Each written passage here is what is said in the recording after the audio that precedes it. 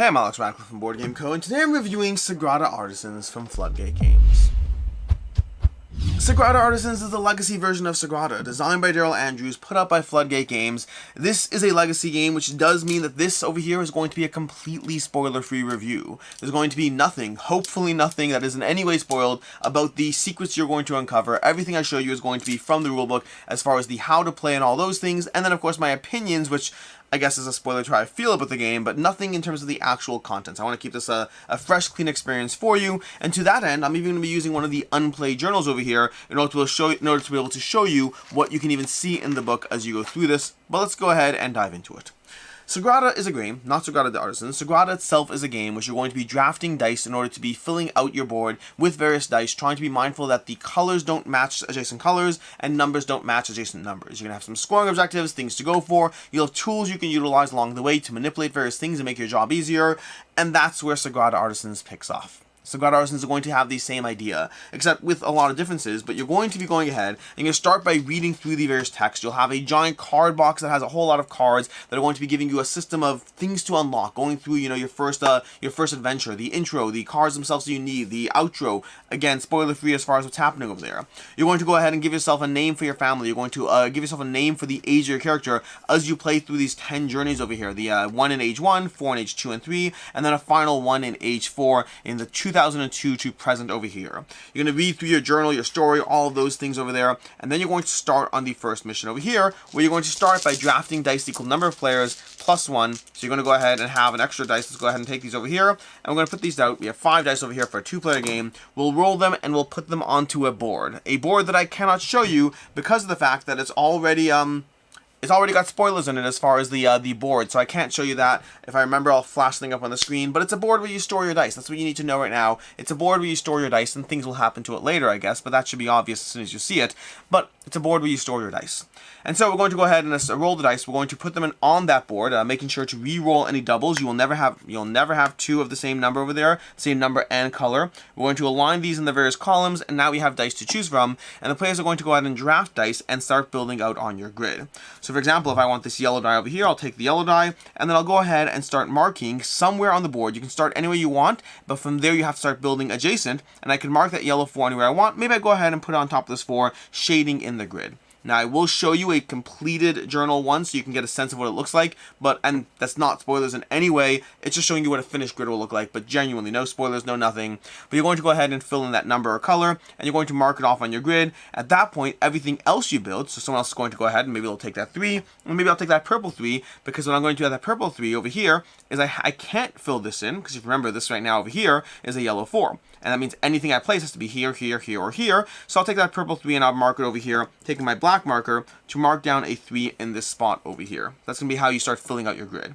As far as the why are you filling out your grid, first of all, anything you cannot fill is going to result in negative points. But additionally, you have 3 public goals and a private goal to manage. The public goals will be listed in each of the pages. So as you go through the page over here, you'll have listed the specific goals of that window that you're playing through. So in this case, you want to try to get points. You want to get 4 points per column with all different values. So if we can place a 5, a 4, a 2, and a 1, or any combination of different numbers in a column, you'll get 4 points. You're also going to get 7 points for a row with different values, which means you're trying to be mindful of the entire grid you place out. And you're also going to get points for pairs of colors that are offset. So specifically, if you have a red and a red, if you have a green and a green, if you have a blue and a blue, set off like that as you have these over here. Every offset pair over there is going to be worth 3 points. And then lastly, for at least the first scenario, and this is the most minor of spoilers, but the goal you're going to get as soon as you start the game is every player will have a specific color where you're going to score the pips of that color. This will also be familiar to those of you who played Sagrada. The base game Sagrada has that as your private goals to be mindful of. It's the exact same thing carried over, at least at first.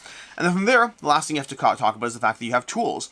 You're going to have tools over here, and each tool is worth a point. And the tools are privately available. There's not a public repository of tools, although things, but for right now you have private tools, and those tools are going to be worth 1 point for every tool you don't use, although again that might change scenario to scenario. You can see that sometimes it's worth 0 points or 2 points. Sometimes things will change scenario to scenario as you go through different pages, but you'll be worth points if you don't use them, or you can shade them in to use that ability, which is often used to manipulate the values, the colors, or the placement of dice as you go through that.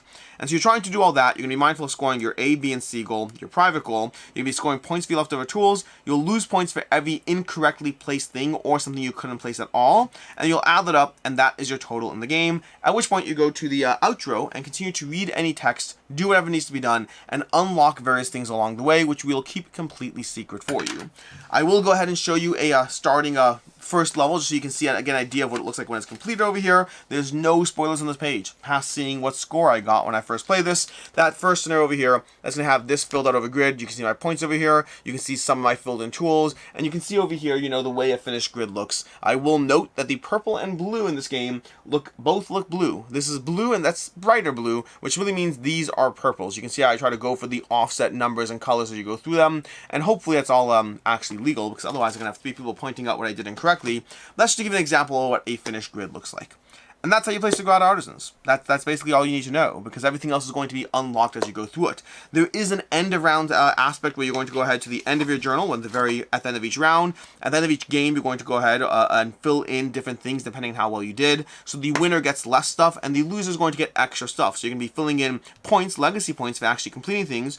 You're also going to be getting tools that you're going to gather tools that you're going to be able to take, and so you have extra things that work towards your next adventure. So that the people who have done less well will have extra small tools at their disposal that they can utilize or hold on to. And then lastly, you have the market over here, where you can fill in different pips in the market, again, based on how poorly you did, to be able to get different bonuses along the way, and different unlocks at the end of each scenario you can see over here. And that's going to be everything I can tell you before we dive into spoilers. This is all stuff that's present in the rulebook. This is basically everything you would need to know in order to be able to play Sagrada Artisans, which means it's time for my spoiler-free review, telling you how I felt about things, starting off with ease of play. Game's easy to dive into. Rulebook is very clear. I mean, the rulebook's very... I realized I was about to show you the rulebook, and I realized I can't because there's stickers all over the rulebook. But the rulebook is short as far as things go. It's a very short rulebook, 7 pages, and for the most part, not even a full 7 pages, because a whole bunch of stickers you have to apply to it as you go. So when you start off, it's not that much information. Especially if you're walking and playing Sagrada, the main things you have to learn is just what's different. It's easy to pick up and play. We'll get to some small nitpicks later. But overall, easy to dive into. Games run around 45 to 60 minutes, possibly 30 to 45, depending on what player count you're running at. But overall, it's a fast-moving game. Plays in 10 chapters to get through the campaign, and there are various reset packs or booster packs, different things you have access to getting your hands on, or I should say, I don't know 100% what you have access to. I know that there were reset packs and booster packs in the campaign. I don't know which things were available in retail, so I'm not 100% confident of that. But that's as far as just, general accessibility, ease of play, all of that. As far as what I like, don't like, and can see that's not liking, the most basic thing I can say is this is Sagrada, but Legacy. And that's an important distinction that's going to fall into whether this game is right for you in general, because it's also going to be a factor in terms of what I can see others not liking, which is it's Sagrada, but Legacy. The core DNA of this game is Sagrada. If you liked Sagrada, this game has Sagrada and then unlocks and Legacy and variable aspects to it, and there's small tweaks, like even just the nature of having your own private gold cards as opposed to a public gold display.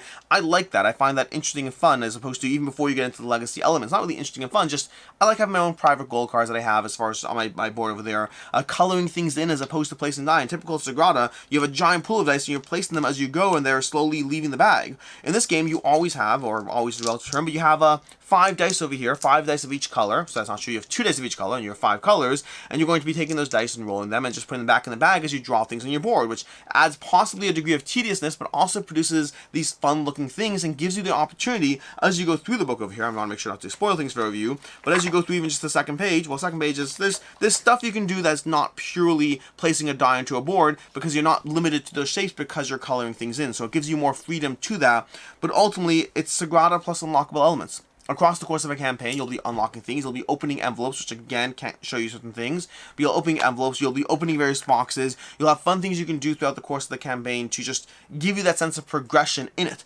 Sagrada could be a game that you've held on to for the past 3 years, and maybe you've played it 7 times. But if you dive into Sagrada Artisans, you will likely play through all the games in a fairly short time frame. Fairly short is going to be relative to game, person to person, game to game, but it gives you that Sagrada element with that unlockable aspect. So if you like Legacy games and you like Sagrada, I think this is an easy win.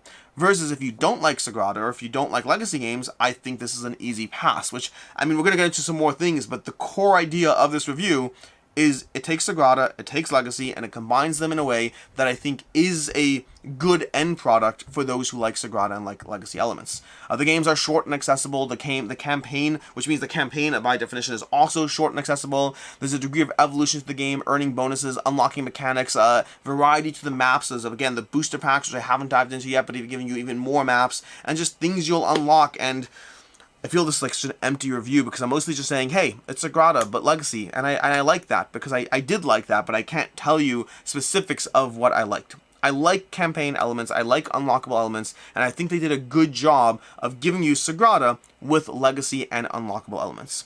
As far as things I didn't like in the game, I would say that Legacy games are always tricky when they incorporate new rules. The degree of trying to effectively teach one game and have slow aspects of what you unlock and add to the games as you go through it. I will say that I felt some of the rules along the way were fiddly or not immediately intuitive or easy to understand as you play through the game. I do not think this was a hard experience. Everything we were able to make our way through in terms of what was in the way or whatnot, but I would say that from having played a lot of Legacy games, there were times when the way things were unlocked or the degree of instructions along them that you open different envelopes, you have things, wasn't always the most clear, and sometimes took a little longer than I would think to process and understand it. And in some cases, I still have questions of things that I'm not 100% sure I did right or not, but we're able to make our way through them just fine without having any real issues there. So a little bit of fiddliness there, nothing that crazy. I'll say that the other thing that is not as present as I would like that I do see in a lot of Legacy games is how much carries over game to game. The nature of a lot of Legacy-based systems, My City, Pandemic, Gloomhaven if you're playing through that. Gloomhaven's a little different in that sense, but what's it called? Queensdale, Rise of Queensdale. There's a lot of Legacy systems out there that will give you a degree of evolution in the very nature of even the board you're encountering. Clank Legacy, that the world around you is changing. And some of them are a little less present in terms of how much things evolve. In the case of Sagrada Artisans, because you're going to a new map every single time, while there are things that stick game to game, a lot of it is almost points in progression and things I can't heavily get into, but I would say that the sense of evolution is more akin to, I'm trying to think of an example, maybe Aeon's End Legacy. If you played Aeon's End Legacy, the evolution there is probably more akin in the sense that Aeon's End Legacy, or I think it's what it's called. It's called Legacy Aeon's End. The Aeon's End Legacy game is a good example of a game which you are unlocking things for the characters, but what you're facing off against is anyways changing all the time. So there's some degree of progression, but not the sense of a map or a world changing around you. So I will say that the impactfulness of how things evolve is present, but not as impactful as other worlds in which you are changing the very maps you are playing on because you're going map to map in the game and you're switching it up every single time. So it's a little less of a permanence to the things that are carrying over game to game. Still present, still Legacy. I like the sense of having a literal world change around me as I go through it.